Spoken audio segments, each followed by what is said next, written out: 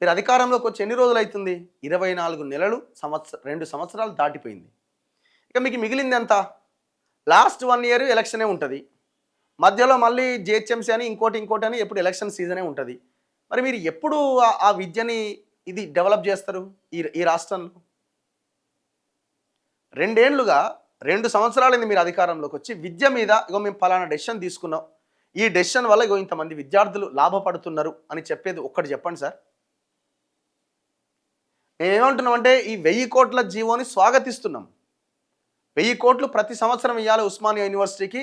3000 కోట్లు ఇస్తే యూనివర్సిటీ బాగుపడుతుంది. ఇప్పుడు 1000 ఇచ్చారు, నెక్స్ట్ ఇయర్ 1000 ఇవ్వాలి, ఆ తర్వాత కూడా 1000 కోట్లు ఇవ్వాలి. నాట్ ఓన్లీ ఉస్మానియా, అన్ని 10 యూనివర్సిటీలు, కాకతీయ, మహాత్మా గాంధీ, శాతవాహన అన్ని యూనివర్సిటీలకు కూడా పెద్ద ఎత్తున నిధులు కేటాయించాలి. ఫస్ట్ గవర్నమెంట్ యూనివర్సిటీస్ని కాపాడాలి. ఈ జీవోని మేము స్వాగతిస్తున్నాం. అదే సమయంలో ఈ జీవో ఎన్ని రోజుల్లో మీరు ఆ 1000 కోట్లు ఖర్చు పెడతారు? ఒక టైం బాండ్ పెట్టాలి. మేము పెడతానే ఉంటామని ఎప్పుడో బిల్డింగ్ పునాది స్టార్ట్ చేసి ఇక ఈయనే ఉన్నాయి 1000 కోట్లు ఈయనే ఉన్నాయంటే అది కుదరదు కదా. దానికి ఒక టైం బాండ్ పెట్టాలి. ఆ టైం బాండ్లో మొత్తం వ్యవహారం అంతా జరిగిపోవాలి. మరి అది చేయడానికి మీరు రెడీగా ఉన్నారా? ఉస్మానియా యూనివర్సిటీలో రిక్రూట్మెంట్ లేదు, ప్రొఫెసర్ చక్కగా లేరు, చాలా దారుణంగా ఉన్నది పరిస్థితి. కొన్ని డిపార్ట్మెంట్స్ మూతపడ్డాయి, మూత పడబోతున్నాయి.